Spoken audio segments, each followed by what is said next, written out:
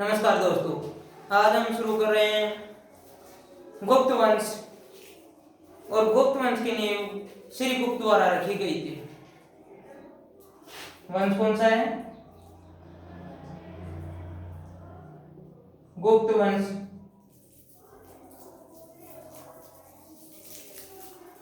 इसकी नींव रखने वाला व्यक्ति का नाम था श्री गुप्त,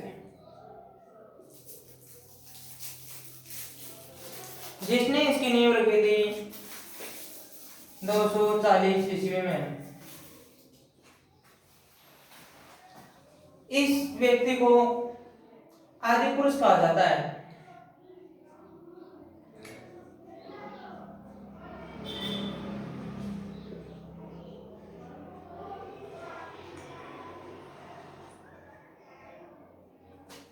इस व्यक्ति को आदि पुरुष कहा जाता है। श्रीगुप्त के बाद में एक व्यक्ति है, इसका बेटा है, उसका नाम है घटोत्कच गुप्त।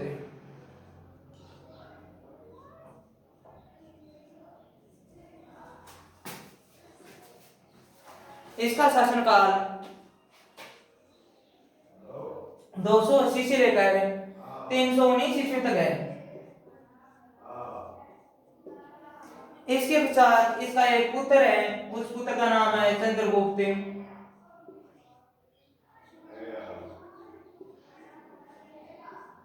चंद्रगुप्त प्रथम, इसका शासनकाल 319 से इसका शासनकाल 335 ईस्वी तक था। इस व्यक्ति को वास्तविक संस्थापक कहा जाता है।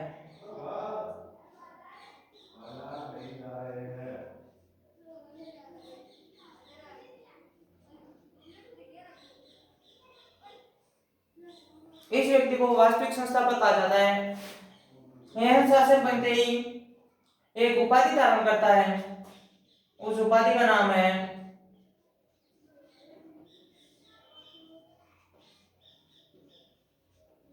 महाराजा धीराज। इसका अर्थ होता है सार्वभौम शासक।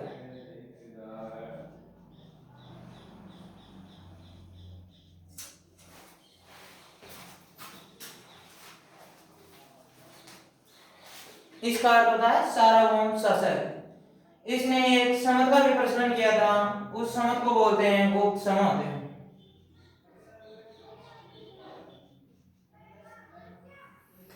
शुरुआती दौर में ही यह शिक्षा ग्रहण करने के लिए कॉलेज में गया हुआ था। वहां पर एक लड़की थी, नाम था उसका कुमार देवी। यह काफी हैंडसम बताई जा रही है। इसको देखकर चंद्रगुप्त भी मोहित हो गया। चंद्रगुप्त मोहित हो गया, काफी दिन प्रयास किया, लेकिन प्रयास करने पर इसको एक ही चीज याद आ रही थी। जब भी इससे मुलाकात होती तभी एक चीज बोलता था कि मेरे से तो अच्छा तेरा यह गजरा है जो बीच राह में भी तेरी कलाई पकड़े रखता है। क्या बोलता था? मेरे से तो अच्छा तेरा यह गजरा है जो बीच राह में भी तेरी कलाई पकड़े रखता है। यह आवाज सुनकर कुमार देवी इसको कुछ कह दिया कि सुन साहिबा सुन, यह है प्यार की धुन। मैंने तुझे चुन लिया, यही मैंने तुझे चुन लिया, अब तू ही मुझे चुन। बार बार में कहती है और इन दोनों की फिर विवाह हो जाता है। विवाह हो जाता है। कुमार देवी लिच्छवी वंश की राजकुमारी थी।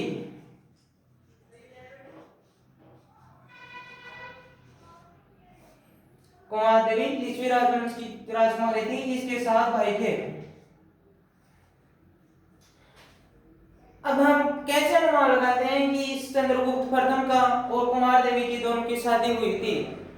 इसका पता हम इसके शासनकाल में खंगाला गया, तभी कुछ सोने के सिक्के प्रचलन में आए थे।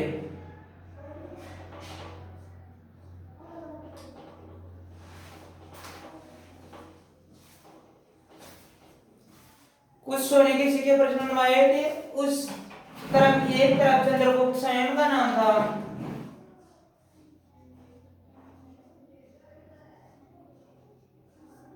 एक तरफ चंद्रगुप्त स्वयं का नाम था तो दूसरी तरफ कुमार देवी का नाम था। दोनों की फोटो लगी हुई थी। इस कारण हम लोग कहते हैं कि कुमार देवी के साथ में चंद्रगुप्त प्रथम का विवाह हुआ था। इसके पश्चात इसका उत्तराधिकारी आता है, उसका नाम है समुद्रगुप्त।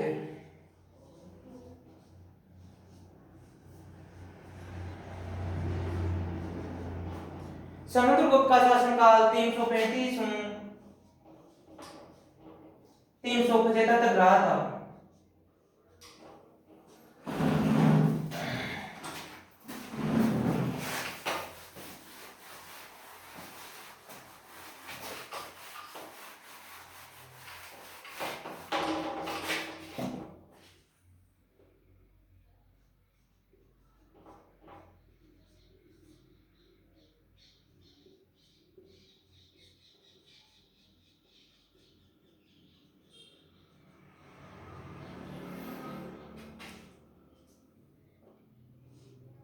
समुद्रगुप्त का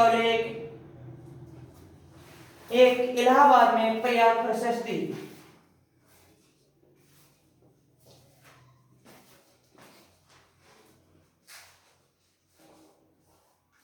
इलाहाबाद में लगी हुई है। इलाहाबाद को प्रयाग, 3 नदियों का संगम होने के कारण इसको प्रयाग बोलते हैं, प्रयागराज।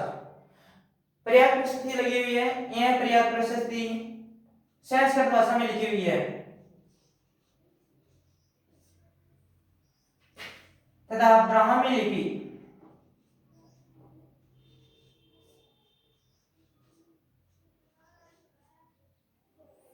चंपू शैली में लिखी हुई है।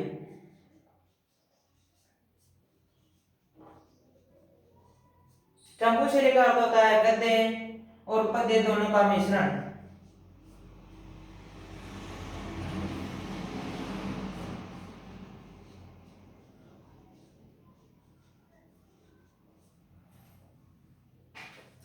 प्रयाग प्रशस्ति की रचना मूलतः है मौर्य सम्राट आता है अशोक। अशोक ने एमपी में कौशाम्बी नामक स्थान पर करवाई थी। इसके पश्चात समुद्रगुप्त द्वारा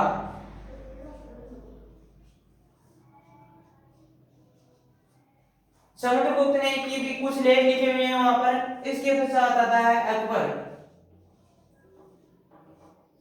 अकबर के भी लेख उत्पन्न लिखे हुए हैं वहां पर तथा जहांगीर ने भी प्रयाग प्रशस्ति पर कुछ लिखवाया था।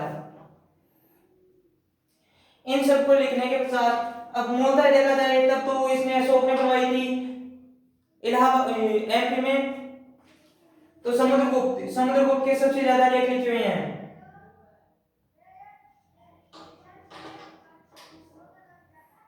अकबर एमपी से इसको उखाड़ कर इलाहाबाद ले आता है। इलाहाबाद का दुर्ग या अकबर का दुर्ग।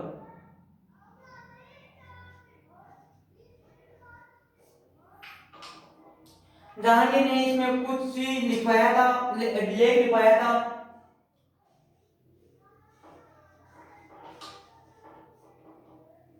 इस कारण यह 4 राजाओं से संबंधित है प्रयाग प्रशस्ति। फिर देखा जाए तो यह 3 वंश से संबंधित है। अशोक आता है, मौर्य सम्राट, समुद्रगुप्त गुप्त वंश और अकबर और जहांगीर मुगल वंश। कुल मिलाकर यह 4 राजाओं से संबंधित है। वंश पूछा जाए तब तो 3 वंश है, 2 वंश है।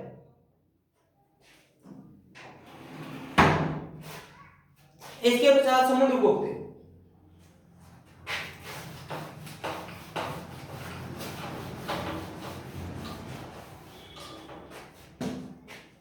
इसके पश्चात समुद्रगुप्त शासक बनते ही एक छोटा सा स्थान लिया होता है। इनकी मूलतः राजधानी पाटलिपुत्र थी।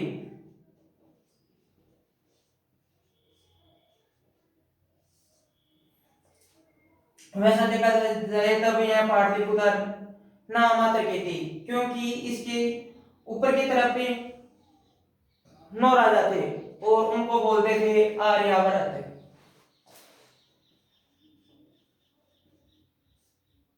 इसमें मूलतः 9 राजा थे। इसके पश्चात आता है 8वीं प्रदेश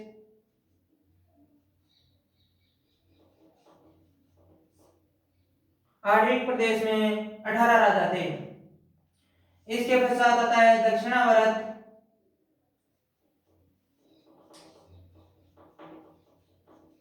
दक्षिणावर्त में 12 राजा थे। इधर देखा जाए तब आता है वाकाटक वंश, जो उस समय काफी शक्तिशाली था।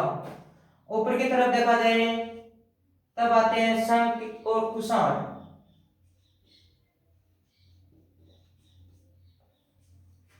इधर की तरफ देखा जाए तब आता है डबोक, समतट, कामरूप, कृतपुर तथा नेपाल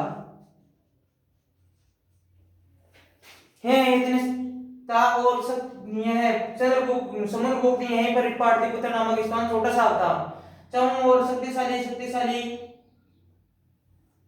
राजा थे और यह अपने आप को शक्तिशाली मानना चाहता था कि कैसे भी तो हम शक्तिशाली बने। इस कारण इसने सबसे पहले घुसपैठ प्रारंभ की आर्यवर्त पर। जो आर्यवर्त पर घुसपैठ प्रारंभ की, घुसपैठ प्रारंभ करके यहाँ के शासक था अच्युत,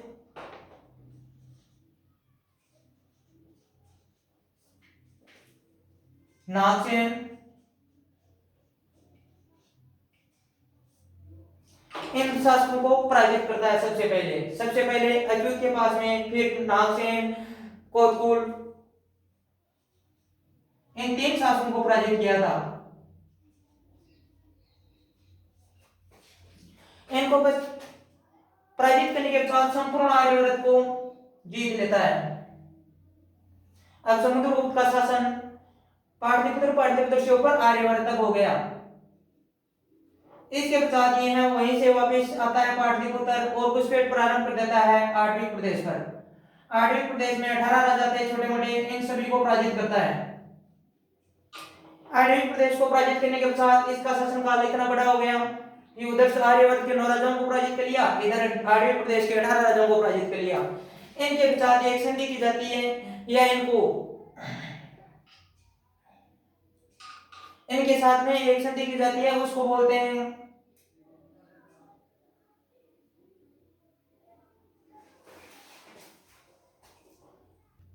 हाँ, ये आर्यवर्त और आर्यवर्त प्रदेश के साथ में जो संधि हुई थी, इन संधि को हम अगले पार्ट में देखेंगे, क्योंकि अब समय अभाव है,